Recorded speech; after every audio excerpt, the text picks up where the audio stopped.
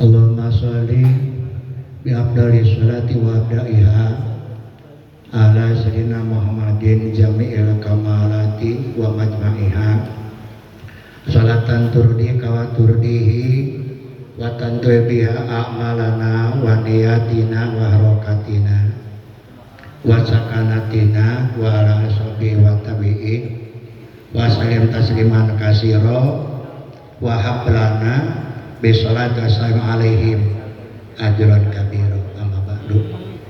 Terhormat Bapak Bupati sekaligus akan mengucapkan selamat kepada mewakili ulama masyarakat, para kiai, prosper mengucapkan selamat.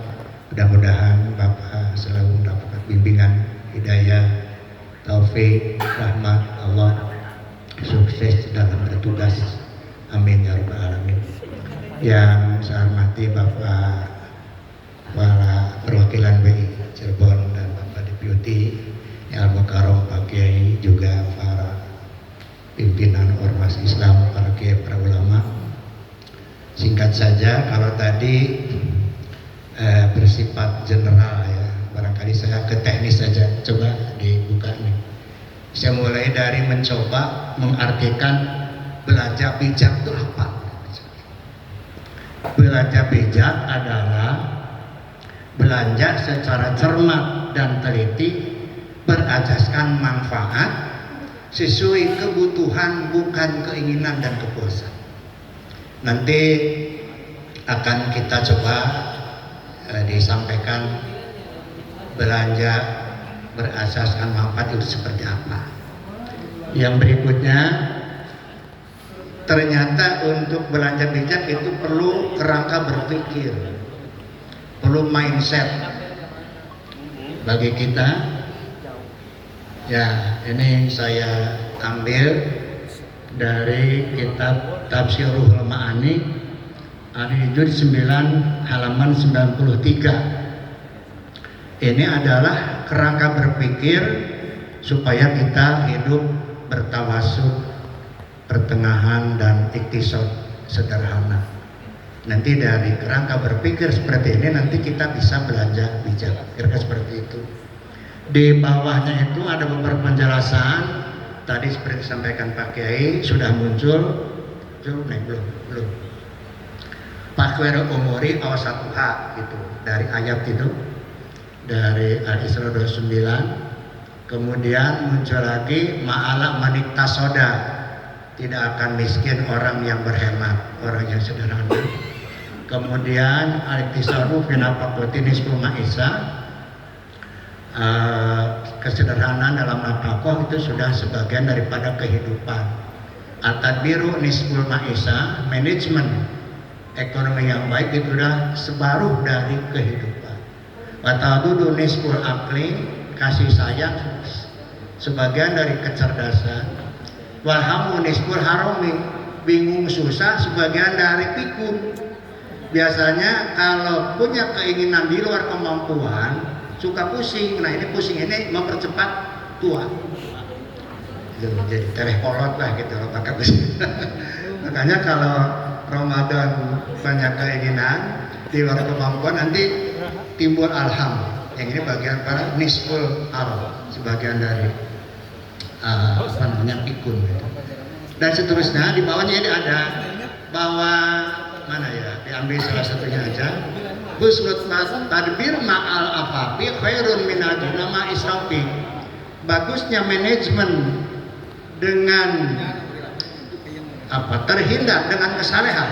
Dengan kesalehan lebih baik daripada kekayaan disertai pemborosan. Pengaturan yang baik dengan disertai kesalehan lebih baik daripada kekayaan yang disertai dengan pemborosan. Itu sepintas dari Tafsirul Ma'ani. Lanjut. Nah, belanja berasaskan dengan manfaat ada dua yang saya ambil.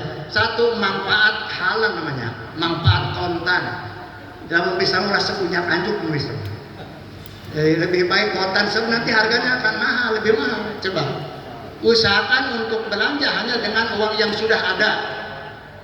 bukan dari pinjaman atau kredit, apalagi yang suka sekarang itu pinjaman online dan juga apa istilahnya ya bank liara seperti itu. Bank liara itu bang, saya teruskan lagi aja bang emang kata bagi. Islam sangat berhati-hati dalam hal utang.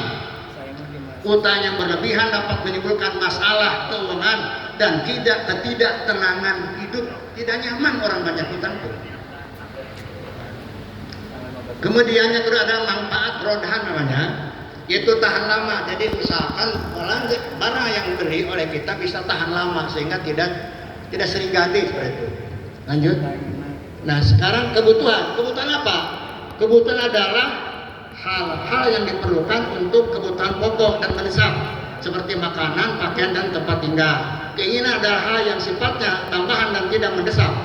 Dengan memprioritaskan kebutuhan akan dapat terhindar dari pengeluaran berlebih.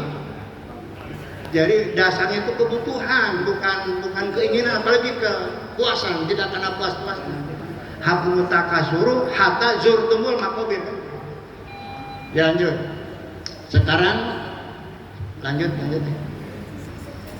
Nah, ternyata tadi Pak Kiai sudah menjelaskan bulan Ramadan itu bulan prestasi, bukan bulan inflasi. Ini beberapa contoh ini, perang Badar itu bulan Ramadan. Perang Fatu Makkah itu juga di bulan Ramadan. Tanggal 8 Hijriah. Kemudian lanjutkan.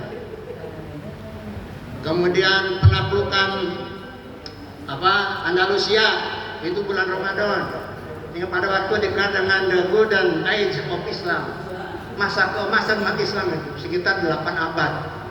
Semua dunia tertuju kepada Islam waktu itu. Belajar ilmu dari Islam. Kemudian yang berikutnya ini proklamasi kemerdekaan kita juga bulan Ramadan itu. Dilanjut. Nah, mengenai inflasi, menghindari inflasi. Ini mohon maaf saya menukil dari salah seorang ekonom Muslim. Penyebab inflasi menurut Taqiyuddin Ahmad bin Al-Maghriji itu ada 2. Ini muridnya Ibnu Khaldun ini. 1, akibat berkurangnya persediaan barang yang disebut dengan natural inflation. Dan yang kedua, inflasi akibat kesalahan manusia. Ini yang belanja yang tidak bijak itu, termasuk kepada human error inflation. Coba kita lanjut. Untuk menghindari yang pertama, supaya tidak ada kekurangan persediaan barang, ini perlu ada operasi pasar, menambah pasokan barang ke pasar, menyelenggarakan pasar-pasar murah oleh dinas intensif dan kaum agnia yang lainnya. Ini perlu, ini biasanya juga di instansi atau mungkin juga di pemerintah daerah ada juga ini pasar-pasar murah seperti itu. Yang kedua, pemerataan distribusi melalui JIS. Yang ketiga,